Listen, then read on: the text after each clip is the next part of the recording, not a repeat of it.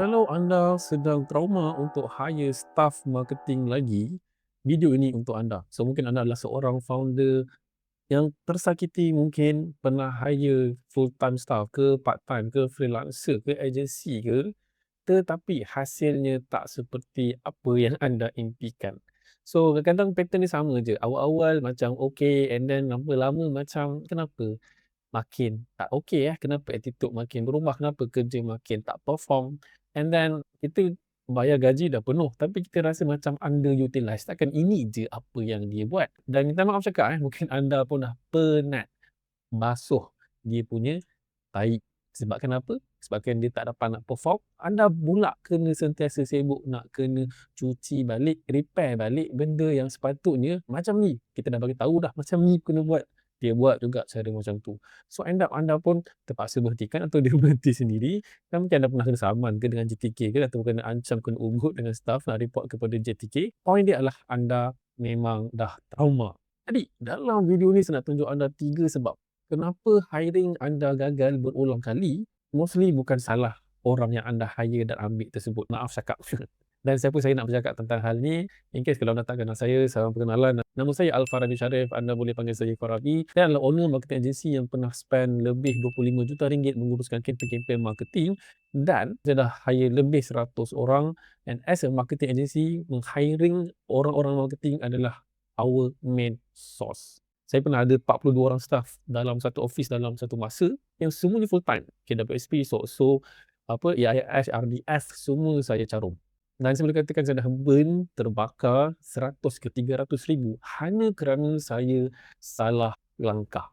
But the lesson is very valuable. So anggaplah cukai kebodohan yang saya dah bayar beratus ribu tu menjadi anda punya yuran kepandaian.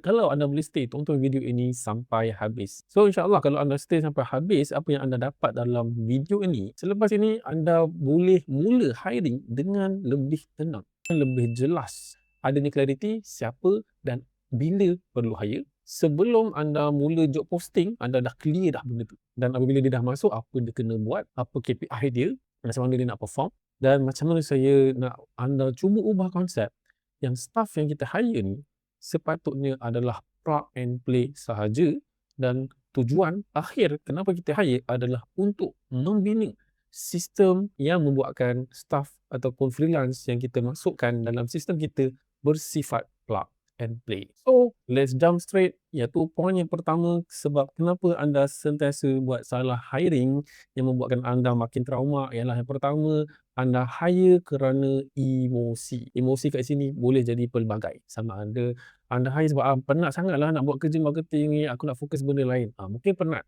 Ataupun aku rasa macam duit ada banyak ni, aku rasa macam nak hire lebih. Sebab kan ada orang cakap, mentor cakap, sifu cakap, kalau hire lebih, kita patut dapat lebih.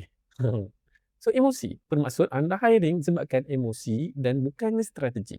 Dan let's say lah anda penat, okey, anda pun hire dengan mengharapkan dia boleh buat kerja yang anda pernah buat sebelum ini. Tetapi isu dia akan buat kerja mengikut pengalaman dia sendiri, dan mungkin anda dah train dia mengikut apa yang anda pernah buat sebelum ini, tetapi tidak ada sistem pantauan dan tidak ada benda yang proven untuk dia buat kerja tersebut. And kejap-kejap dia guna cara anda, kejap-kejap dia guna cara dia, and then anda pun tengok kenapa hasil dia lagi teruk daripada yang aku buat, ataupun mungkin lebih baik, tapi sekejap je dia tak stabil, and then dia pun tak tahu macam mana dia nak troubleshoot. So saya panggil ni adalah hire sebabkan emosi. Analoginya macam kita nak pergi beli barang dapur waktu kita lapar, waktu kita beli je lah macam-macam kan. Tak ada list pun, tak ada list yang jelas kita nak kena beli apa dan apa plan kita nak masak apa, and then bahan-bahan tu pun serabut. Kita main ikut beli je ikut suka hati kita. Tapi bila sampai rumah, kita cuba nak masak, ada benda terlupa, ada benda tak beli lagi. Ada benda ni aku tak beli pun, yang tak perlu pun sekarang ni tetapi dah terbeli. So, apakah cara yang betul ialah bila anda dah ada cara yang dah proven untuk gerak kerja marketing tersebut, baru anda hire staff untuk ulang balik apa yang anda dah buat proven tersebut. Selagi benda itu belum proven, anda bukan perlukan staff, anda perlukan kejelasan how to make it proven. Kat sinilah fungsi seorang coach, mentor, guru-guru yang anda cari untuk cari benda itu proven and then anda buat lepas menjadi. Mungkin benda yang menjadi itu, saya bagi contoh lah, mungkin iklan berbayar. Iklan berbayar tu ada 5 step. Satu, research. Step pertama, research. Kedua, buat kreatif. Ketiga, launch. Keempat, optimize. Kelima, scale. So, anda hire marketing team yang mungkin akan membantu anda untuk research bersama, step 1, and then dia yang akan buat poster dan video mengikut template yang anda dah biasa buat, and then seterusnya dia sendiri akan launch. Dia ambil video poster tu, dia organize kat satu folder yang memang anda dah pernah organize, and then dia sendiri yang launch, and then anda ajar dia optimize untuk record data, and then apa nak kena buat kalau macam ni, macam tu, and then bila scale mungkin dia tak buat. Mungkin kemahiran anda adalah kepada scale. So, anda daripada 5 langkah tersebut, anda dah tahu, anda dah pas kat dia 3 ke 4 langkah. Ada satu je langkah yang anda masih buat sendiri, mungkin itu adalah resipi rahsia anda untuk nak scale iklan tersebut. Tetapi anda dah ada proven step apa nak kena buat dan anda hire dia untuk plug and play. So kalau dia berhenti pun, anda just hire orang baru, train step yang sama, and then benda tu just plug and play. Dan kalau tidak, anda hire seorang marketer iklan berbayar. Dia datang, dia buat cara dia, let's say lah dia berhenti. Kan masuk orang yang baru, marketer yang baru, buat cara dia pula. Kenapa result lain? Kenapa result berbeza? So, benda ni sentiasa berulang-ulang. So, sebab tu anda hanya wasted masa dan tenaga bila anda tidak ada sistem atau tak tahu macam mana nak jadikan dia proven. Dan saya faham struggle dia adalah macam mana kita nak buat marketing yang kita patut buat adalah proven. Dan tadi saya bagi contoh ads saja, belum lagi yang lain. Belum lagi marketing yang lain, content organic, database marketing, influencer marketing, live marketing, macam mana nak susun campaign marketing yang seasonal. Saya faham struggle anda dalam marketing ni terlalu banyak benda nak kena buat dan dia jadi macam cacah merebah bila anda buat itu, ini dan itu. So, sebab itulah saya sebagai marketing coach and consultant, memang tugas saya adalah untuk mengorganiskan, untuk sistemkan anda punya marketing department supaya dia menjadi high performance dan juga ada sistem. Sistem yang you own sendiri. Bukan staff to own, bukan freelancer agency to own. Dan anda bina sistem aset anda sendiri, especially marketing department dulu. Sebab apa? Anda pun faham marketing department adalah marketing nombor 1 in any business. Kalau benda ni perform, insya-Allah memang segala-gala apa yang anda nak capai dalam business goal anda pun perform. Selagi mana sales anda bawah 10 juta setahun, jawapannya adalah pada marketing. Tapi bukan sekadar buat marketing, sampai level tinggi lah, iaitu marketing department yang high perform dan bersistem. So, end goal dia adalah sebenarnya kita nak membina benda yang bersistem dan staff yang kita hire ataupun freelancer agency yang kita ambil masuk adalah bersifat purely plug and play. So, in case kalau anda nak tahu tentang program saya ada letakkan info dekat description di bawah video ini. So, let's say lah trigger anda dah betul. Anda memang nak hire bila anda dah ready, anda dah ada benda yang dah proven yang anda dah buat. So, next step adalah lebih crucial. Di sinilah majoriti founder buat kesilapan yang sangat mahal sebab dia melibatkan duit, sebabkan mereka membeli benda yang salah. Iaitu poin yang kedua ialah satu poin yang membuatkan cara saya hiring orang dan cara saya bagi tahu saya punya klien-klien, peserta, cara nak hire adalah macam ini dan bukan cara lama, iaitu hire by function and not by people. So, tadi saya dah bagi tahu satu analogi. Macam kalau kita dah salah beli player, kita akan rugi banyak. Contoh bila pemain football, pemain bola sepak, orang beli pemain bola sepak tu sebabkan kita dah tahu dia nak diletakkan di mana. Okey. Cuma isu dia adalah kebanyakan founder apabila dia hire seseorang itu, dia nampak staff ni dia ada skill untuk ni, dia ada skill untuk itu. So, dia pun create satu job description yang baru disebabkan staff dia yang ketika itu ada skill itu. So, let's say staff itu berhenti. Anda nak kena cari lagi orang lain yang mungkin tak sama pun skill yang dia ada, and then job yang anda dah buat, position yang anda dah buat tadi dah terbengkalai, and anda wasted time, wasted money, and anda kena buat balik. Anda pun tak clear apa yang anda kena buat.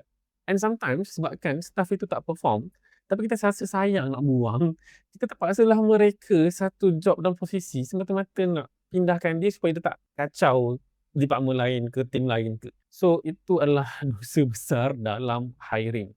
Dan anda doing injustice to yourself padahal anda berniat baik nak stay keep dia. No. You are doing injustice to yourself, to your business and others yang sedang perform. Jadi, kembali kepada hire by function, not by people, ialah bila kita buat kerja marketing, kita pun tak nak hiring mengikut based on job position. Contohnya, anda hire video editor. bergaji dia 3,000. So kerja dia hanya edit video sahaja, mungkin tambahan sikitlah, ada shoot video and then that's it.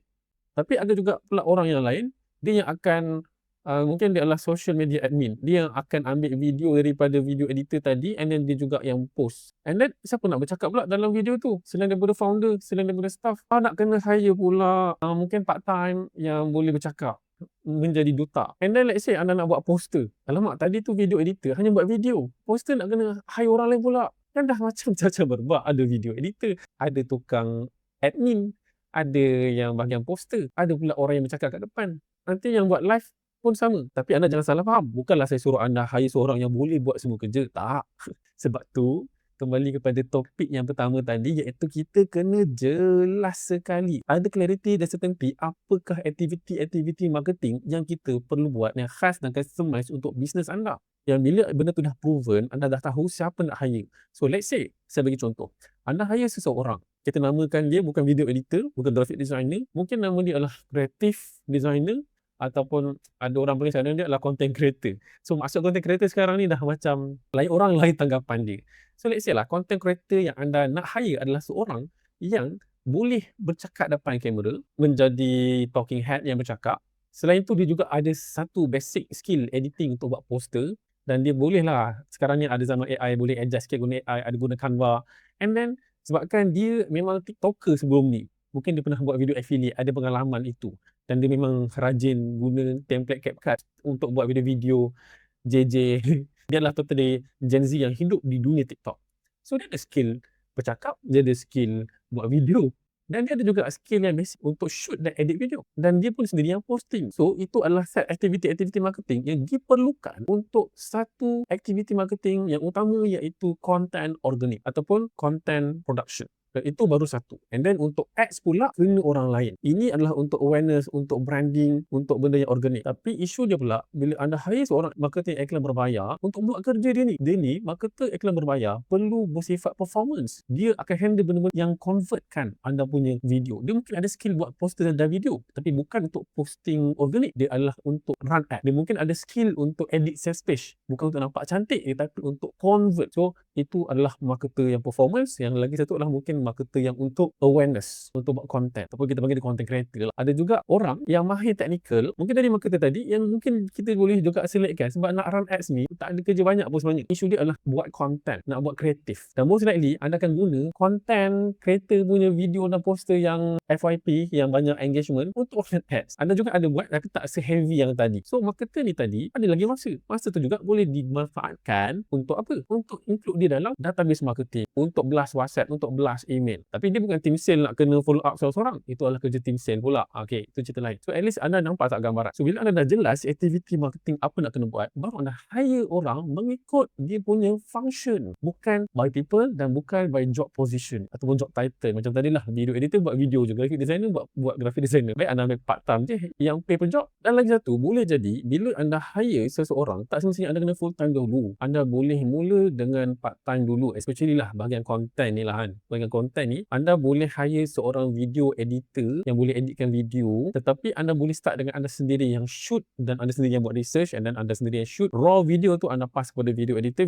tu pass balik kepada anda. Anda mungkin ada seorang admin yang tolong postkan, dan juga berkomunikasi dengan video editor, sebab anda bukan deal dengan seorang video editor freelancer seorang tu je, mungkin ada beberapa yang lain lagi. Dan strategi untuk hire secara lean dengan modal yang rendah, saya ada banyak share dalam saya punya course Team Marketing Assemble. Saya akan letakkan link di bawah di video ini juga, di mana saya rungkaikan macam mana nak set up team marketing dengan cara yang lean, dengan modal yang rendah, ada level yang 3,000 sebulan anda dah boleh ada complete full team marketing. So bayangkan anda dah jelas apa aktiviti, apa nak kena buat, and anda pun dah hire team yang bersifat plug and play, and let's say lah dia bagus pun dan dia adalah seorang staff harapan yang yalah dia nak resign, nak kena buat macam mana kan. Tapi at least sekarang ni dia nak resign, anda dah tarik nafas lega, ada orang lain yang boleh buat kerja mengikut acuan anda, bukan acuan staff harapan tadi yang mengikut sistem dia. Mungkin dia dah keluar, dia bawa sistem dia sendiri. Anda kena start from scratch balik. Sekarang anda dah tak ada, sebabkan anda dah jelas apakah aktiviti marketing apa nak kena buat. Dan ini membawa kepada poin yang ketiga, di mana poin ini yang paling ramai juga founder terlepas pandang. Sebab anda boleh je hire tidak mengikut emosi, anda dah hire dah ikut function, anda dah start lean, semua betul, tetapi tim anda akan masih bergoyang. Kenapa? Anda kena tengok poin yang ketiga, iaitu sistem dulu baru staff. So bayangkan anda dah hire orang, Tetapi mereka ni kerap tanya, "Bos ni nak post pukul berapa? Bos copywriter ni okey tak? Saya dah ikut acuan bos yang bos minta saya buat. Bos kalau kempen ni nak buat bila? Ataupun yang saya buat ni menjanji ke tidak? Macam mana nak tahu saya ni perform ke tidak? Ataupun layak ke? Dia tengah trial sekarang ni mungkin sebulan 3 bulan. Layak ke kita nak jadikan dia permanent? Apakah kayu ukur kepada mereka ni? Dan macam mana mereka sendiri pun kadang-kadang bukan mereka tak perform dan tak bagus. Kita yang meletakkan mereka dalam satu suasana yang tidak perform, yang tidak ada metrik untuk mengukur performance mereka.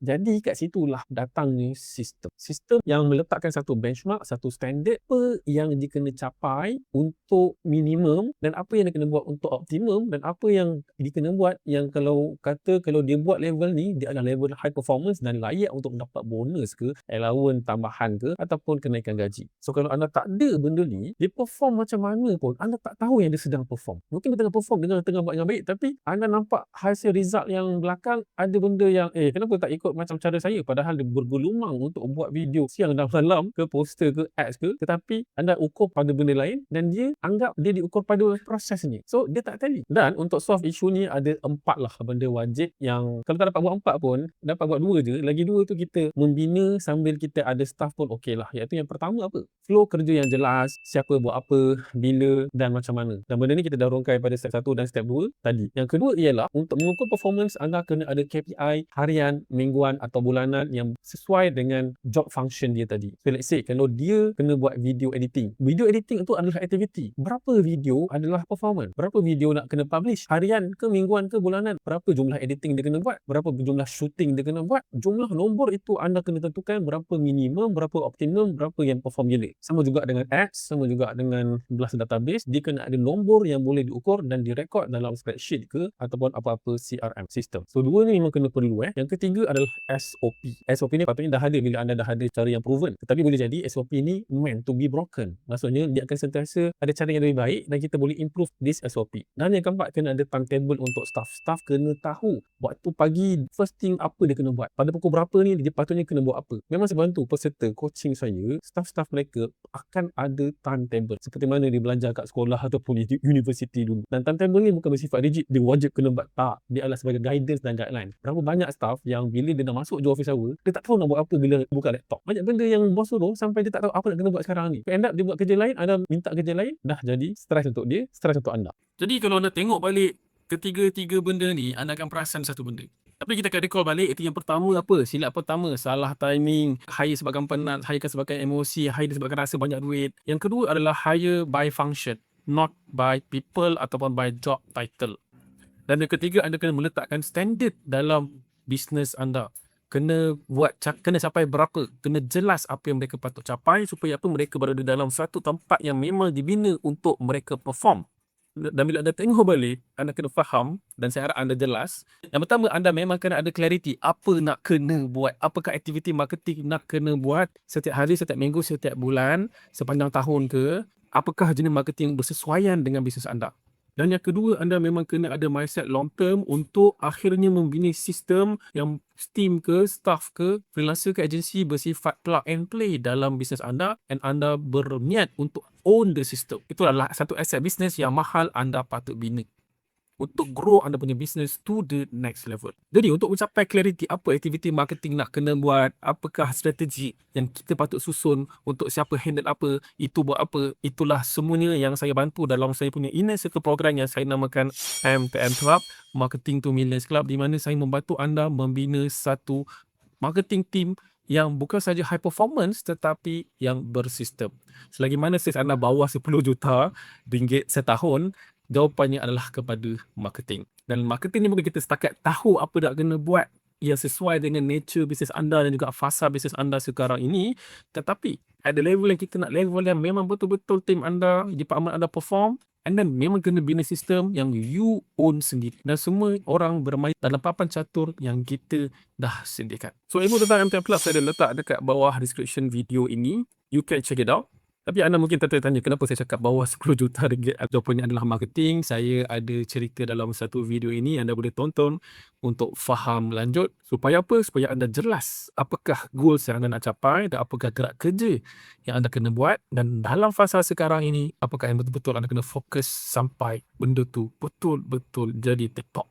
Itu marketing department. Tapi nak tahu lebih lanjut, anda kena tontonlah video tersebut. Jumpa anda dalam next content.